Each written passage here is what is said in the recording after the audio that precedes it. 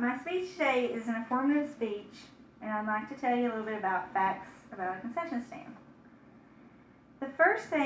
What is the first thing you notice when you walk through the gates of a sporting event or the doors of the movie theater? Like most people, the aroma and the delightful smell of the fresh popcorn being popped, the warm pretzels, the sweet taste of the candy and the flavored drinks is going to draw you straight to the concession stands.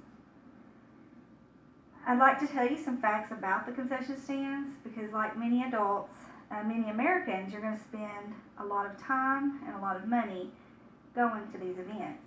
And the highlight of the events is the aroma of the concession stands. What is a concession stand? The dictionary tells you that a concession stand is a semi or permanent structure used to sell food to spectators. And for school, what a concession stand is a way for profits to be made and programs to be given money that the school will not give them. So with that being said, I'd like to tell you a little bit about the history of concession stand. Mitchell Smith writes for the Chicago Tribune, and he wrote a story about the Wrigley's Field baseball. And with that, he explained the concession stands and when they were started. And they started up in 1914 by Charles Wingham. He built a baseball park in 1914. And at that time, vendors would come in off the streets and they'd go up and down the stands selling sausages and beer, and they were just loud, constantly in people's way, constantly talking over them trying to watch the game and enjoy it. So he got tired of that, and he decided to build a kiosk behind the grandstand.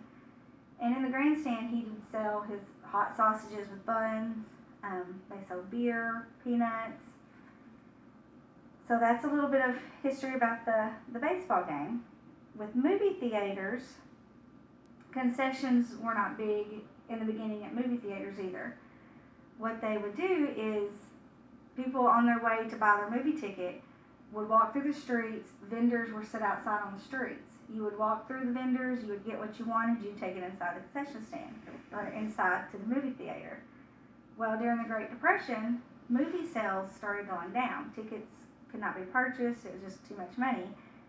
So what they did for the people who were still coming to the theaters, they had to figure out more ways to make money. So they decided to start selling concessions inside the theaters. People could no longer bring in things from outside on the street. You had to go into the concession stand and buy. And then they started rationing candy, because candy was a big seller at first. It was candy and drinks. And they started rationing the candy, and it was harder to get chocolate. So they had to come up with another way to make the money that they could sell something that was cheaper for customers to buy, what they could afford. So they started popping popcorn. And, you could buy popcorn cheap, you could pop it cheap, and sell it cheap. And that became a huge staple of movie theaters after that. Now, when you step up to the concession to order, you're going to see a wide variety of different foods, drinks to quench your taste. And so, when you walk up to get this wide variety, you're going to have candy, chips, popcorn, and I know we offer different drinks in our concession.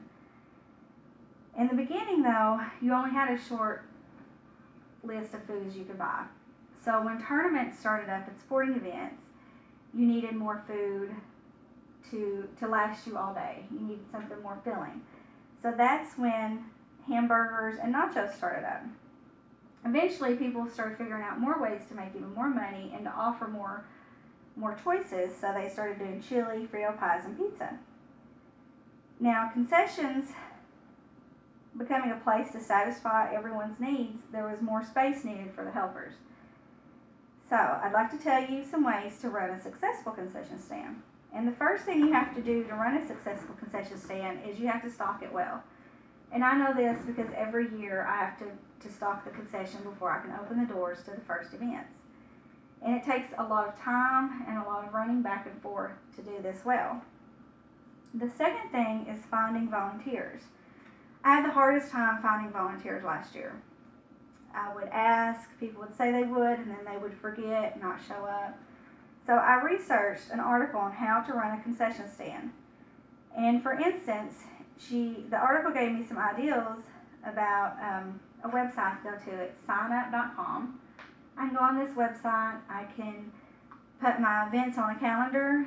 The events will be emailed to my volunteers and to my students, and then they can sign up on the chart. And then when it gets closer to the game, this site will also send out reminders to the volunteers so that they know to show up. Third rule is to display your rules around the concession stand so that the volunteers can have something to go by. That way there's no confusion on what the rules are and what I expect in the concession stand. And it's also going to tell them what foods they're going to be given and what they can give to the referees and coaches, because you don't want any confusion left. And the main job of the concession stand is to make money. So according to Melissa Corbett, making sure that all the merchandising is visible is a big money maker. If you have everything visible, when they step up, they can see what else is offered. And they might not want to buy something at that time, but then when they walk up and see it, they're going to be like, oh, that looks good, so they're going to buy it. So placing your items on the counter. Make sure your counter looks appealing and it's always clean and neat. You don't want any of your displays to be messy. Another way is to keep up with competitors. You have to travel around to the games and see what else is being offered, what seems to be a good money maker, what their prices are, because you don't want your prices to be too high or even too low. Keep a log. I keep a log of my concession. When I bring in, I log it down when I spend, and then I log down what I'm making at each game. So if you haven't been to a sporting event, or if you plan on going to the fair, think about what catches your senses when you walk through the doors. And the next time you visit a concession stand, you may have a slight advantage over the person standing next to you, because you're going to know a little bit of the history. You're going to have some knowledge of when they began, what foods are the best, and some appreciation of what all it takes to operate a concession stand. Thank you.